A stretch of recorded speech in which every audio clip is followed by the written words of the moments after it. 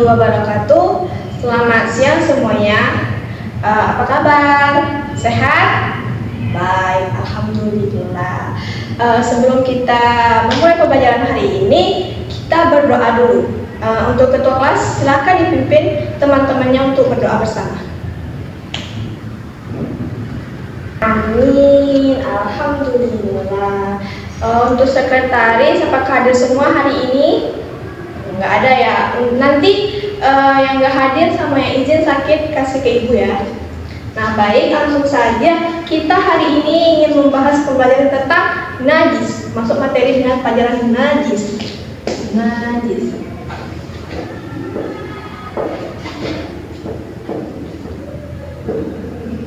Nah teman-teman, anak-anak, apakah kalian tahu apa itu najis? Benar, kotoran. Jadi yang bisa kita sebut najis ini benda yang dianggap kotor dalam syariat Islam seperti darah, nanah, bangkai, dan kotoran yang lainnya gitu kan. Nah, najis ini bisa membuat tidak sah dalam sholat kita karena itu terdapat yang kotoran gitu. Baik, najis ini terdapat berbagai macam jenis. Yang pertama, ada yang tahu? Yap, najis ringan. Yang pertama, najis ringan. Kedua, ada yang tahu? Yap, najis sedang.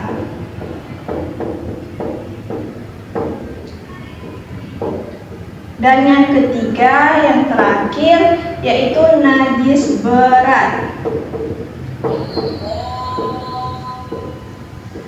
Nah, tiga ini adalah jenis najis.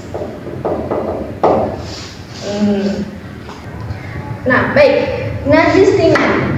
Ini nih, najis ringan disebabkan karena apa? Kalian tahu nggak? Najis ringan. Yap, ya air kencing, bayi atau air pipis bayi. Nah, jadi kan najis ringan ini disebabkan oleh air kencing bayi. Nah, kemudian gimana sih mensucikannya? Gitu.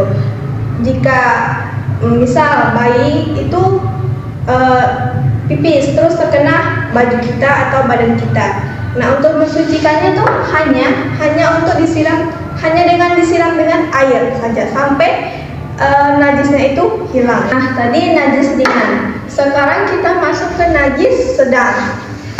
Najis sedang ini disebabkan oleh apa? Teman-teman atau anak-anak, ada yang tahu disebabkan oleh apa? Nah, najis sedang ini disebabkan oleh seperti darah, nanah gitu, atau kotoran hewan, atau bekas-bekas luka gitu. Untuk membersihkan atau mensucikan dari najis sedang ini cukup dibersihkan atau kayak mensucikan diri dengan membersihkan diri dengan kalau darah haid kita mensucikan dengan mandi wajib. Terus dengan nanah atau luka itu cukup kita bersihkan dengan seperti alat-alat medis atau dibersihkan sampai nanahnya tuh nggak muncul lagi gitu.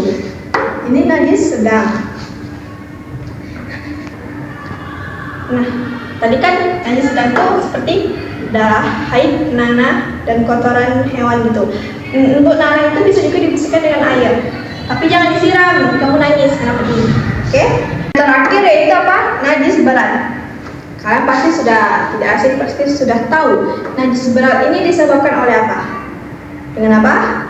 Ya, Saiful. Dengan apa? Pintar. Dengan hewan anjing dan babi. Hewan yang diharamkan oleh Allah Subhanahu wa Ta'ala. Nah, ini untuk mensucikan dari najis berat ini kita harus membersihkan dengan air atau pasir sebanyak 7 kali hingga najis itu benar-benar hilang atau baunya hilang gitu, biar kita sah bisa untuk beribadah sehari-hari gitu kan. Anak-anak, apakah sudah dapat dipahami dari 3 jenis najis ini? Pintar. Jadi mari kita ulang atau ibu simpulkan. Najis itu adalah kotoran, ya. Kemudian jenis-jenisnya ada najis ringan, najis sedang, dan najis berat. Najis ringan disebabkan oleh air kencing bayi, kemudian najis sedang disebabkan oleh nanah, darah haid, dan lain sebagainya. Kemudian yang ketiga yaitu najis berat yang disebabkan oleh hewan-hewan yang dilarang oleh Allah Subhanahu wa Ta'ala seperti anjing dan babi. Kemudian contoh cara mensucikannya seperti dari najis ringan dan najis sedang ini sama aja, bisa menggunakan air sampai najisnya terhilang atau tidak tercium baunya.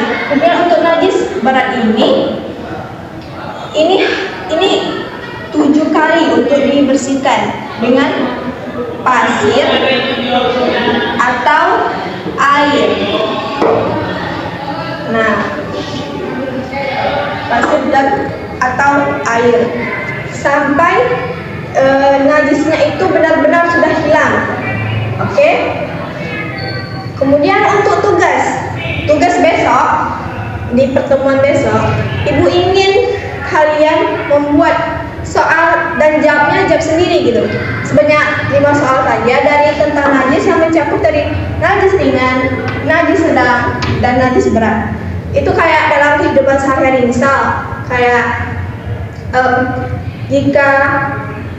jika kita sholat, terus ketika kita sholat namun tiba-tiba luka kita mengeluarkan nanah gitu, apakah itu termasuk apakah sholat kita sah atau tidak, dan itu termasuk najis yang mana?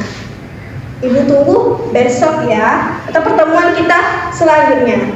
Mungkin hanya itu yang dapat ibu sampaikan. Lebih dan kurangnya ibu mohon maaf. Dengan mengucapkan wassalamualaikum warahmatullahi wabarakatuh.